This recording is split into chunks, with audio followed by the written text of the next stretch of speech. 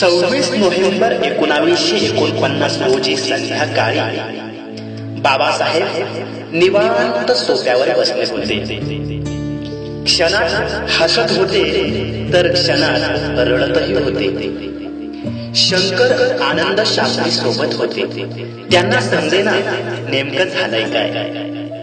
त्यांनी विचारण्यास धाडसही केलं. तेव्हा बाबासाहेब म्हणाले, शास्त्री, मी आज आनंदात आहे कारण आज मी माझं ध्येय गाठलंय.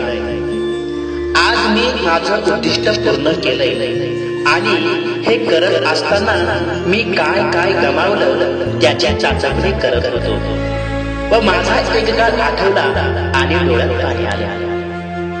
माझा एक काळ असा होता शास्त्री, ज्या काळी माझ्या खिशात एकही रुपया नव्हता व नेमका त्याच वेळेस माझा राजरत्न आजारी पडला होता.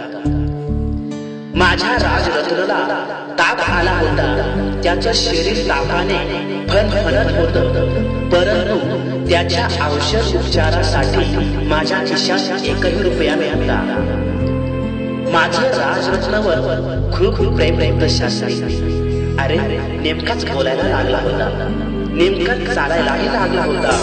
औषध उपचारात नसल्यामुळे त्याचा ताप वाढतोय हे मला ठाऊक होतं रे, परंतु त्याला छातीशी कवटाळून रडण्याशिवाय माझ्याकडे कुठलाच पर्याय नव्हता. शास्त्री, माझा राजरत्न माझ्या छातीशी कधी गतप्राण झाला हे मला सुद्धा कळलं नाही.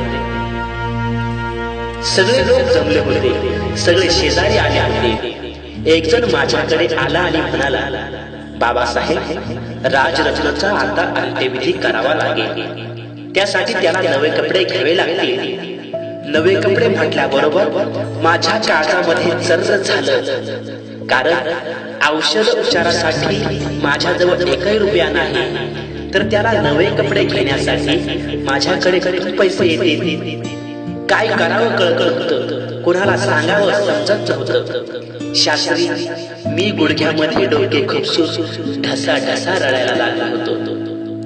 पण माझ्याकडे पैसे नाही हे माझ्या रामूला मात्र चांगलं ठाऊक होतं. माझी रामू जवळ आली.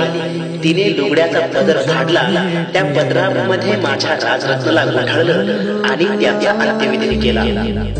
परंतु आज मला असं वाटत आहे की माझ्या त्या राजरत्नाच्या बलिदानाचं आज सार्थक झालं, कारण आज मला असं वाटतंय की माझा एक राजरत्न गेला तर काय झालं, याच्यानंतर येणारे माझे कोट्याने कोटी राजरत्न उद्या डाय कोटात आणि सूट बुटात येणार आहेत व याच्यानंतर येणारा माझा एकही राजरत्न हा बिन औषधाचा मरणार नाही व एकही राजरत्न हा बिन कपड्याचा चितेवर जळणार नाही, याचं मी सुख अनुभवतोय.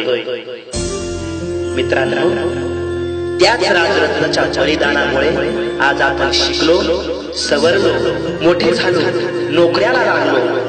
परंतु त्या बाबासाहेबांसाठी आपण काय केलं हे प्रत्येकाने आपापल्या काळजाला विचारण्याचा प्रश्न आहे.